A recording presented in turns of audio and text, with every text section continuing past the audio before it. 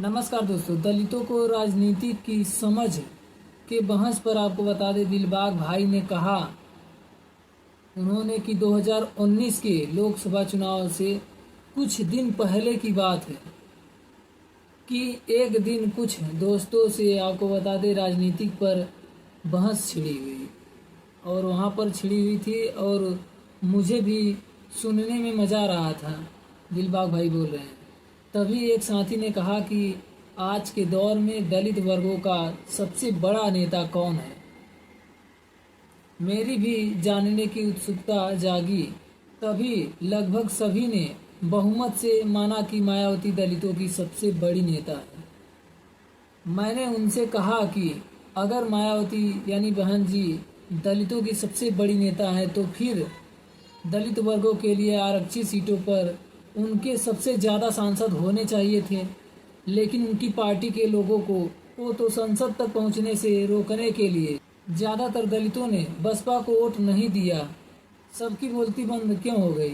2014 में बहन जी की पार्टी का तो एक भी सांसद नहीं जीत पाया था और जो ज़्यादातर दलित सांसद जीते थे वो भाजपा के थे। उससे पहले वाले चुनाव में कांग्रेस हुआ करते थे। आपको बता दें 2019 में बसपा के 10 सांसद जीते थे, जिसमें दलित समाज से सिर्फ 2 ही सांसद थे। इसका सीधा सीधा मतलब तो यही हुआ कि आज देश का सबसे बड़ा दलित नेता मोदी जी हैं और उनसे पहले मनमोहन सिंह थे, सोनिया गांधी थी, राहुल गांधी जी होने चाहिए। यानी कि मेरी ये बात सुनकर सभी साथी मेरी बातों पर हंसने लगे। दिलबाग साहब बोल रहे हैं।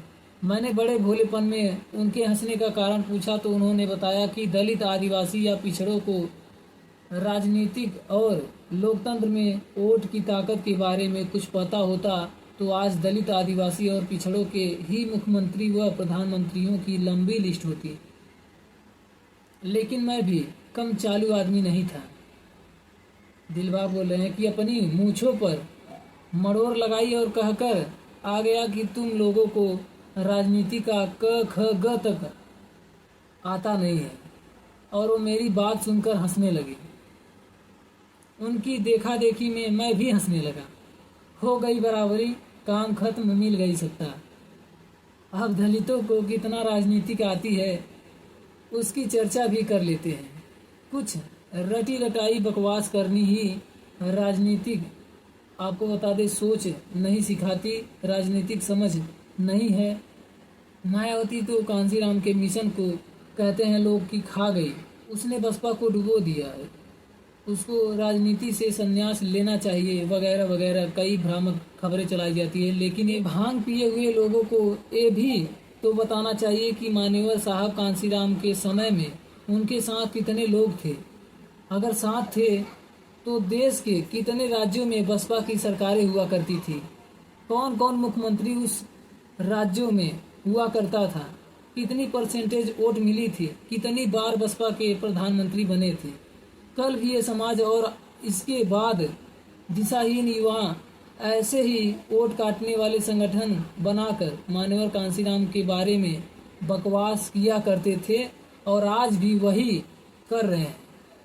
कल सवाल कांसीराम साहब पर थे, आज बहन जी पर हैं। सच्चाई तो यह है कि तुम्हारी नियत, नीति व मेहनत और क्षमता सब कुछ दूसरों के खेत में मन लगाकर मेहनत करने वाले मजदूरों जैसी है, जिसके दिमाग में बैठ गया है कि वो खेत के मालिक बनने के लायक ही नहीं है। सारे साल मायावती को कोसने के बाद भी दलितों के नाम पर बने अनेकों दल किसी भी राज्य में गढ़ से अपने बलबूते विधायकी या सांसदी के लिए जमानत तक निकलवा पाने की हैसियत में कई दशकों से नहीं है। 500 से 1000 वोट लाने में भी पसीने आ जाते हैं, लेकिन जीभ इतनी लंबी लंबी निकालते हैं कि पता नहीं क्या करने वाले हैं। आईना देखोगे तो सच्चाई इतनी सी ही है।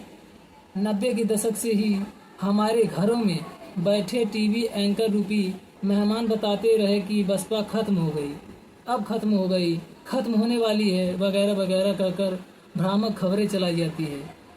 कभी भाजपा के पक्ष में वोट डालने वाले उकसा रहे थे तो कभी कांग्रेस व अन्य दलों के लिए, लेकिन इन प्रोपेगेंडे को बाद में भी बसपा आज तक देश की तीसरी सबसे बड़ी पार्टी बनी रही है।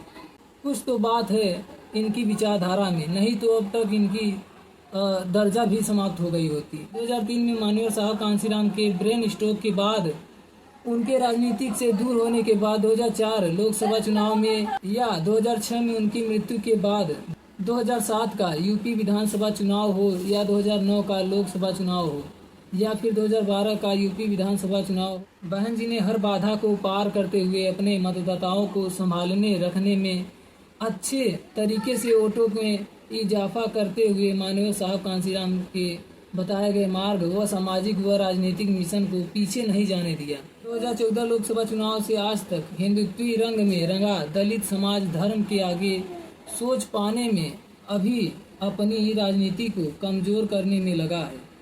दलित युवा राजनीतिक और सामाजिक आंदोलनों में भी भेद करना सीखना चाहे तो सीख सकते हैं और रिसर्च व एनालिसिस कर सकते हैं कि क्यों आज तक इतने लोगों का सपोर्ट पाने के बाद संघ विश्व हिंदू परिषद, हिंदू महासभा, ब्राह्मण महासभा, क्षत्रिय महासभा, अग्रवाल महासभा, करणी सेना, रणवीर सेना आदि संगठन चुनाव लड़ना नहीं चाहते।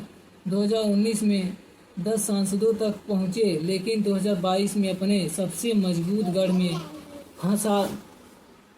फलाने को हराने के लिए सपा को विकल्प बना लिया और अपने 10% वोट सपा में बर्बाद कर डाले और 2024 में फिर वही हुआ। अब 2024 में फिर कह रहे हैं कि विकल्प खुद बनिए। सबसे मजबूत वोट बैंक है बसपा का। अब 2024 में फिर कह रहे हैं कि विकल्प खुद बनिए। सबसे मजबूत वोट बैंक है बसपा का, लेकिन फिर भी कुछ लोग राशन लाल, पौवा लाल, भोजन लाल और पड़ोसी लाल बने फिर रहे हैं। अपनी विरासत संभालना सीखिए, ये दिलबाग भाई बोल रहे हैं। और आपको बता दें कि आज की सबसे बड़ी राजनीति यही है कि अपने जो मजबूत कैडर वाली पार्टी बसपा है उसे संभालने की ज़रूरत है। नए युवाओं को इसमें बढ़ चढ़कर भागीदारी लेनी चाहिए, तभी हमारा और आपका बनाया हुआ कांशीराम साहब का मूवमेंट, मायावती जी की मेहनत वाला मूवमेंट बचाया जा सकता है। इस पर आपकी राय क्या है?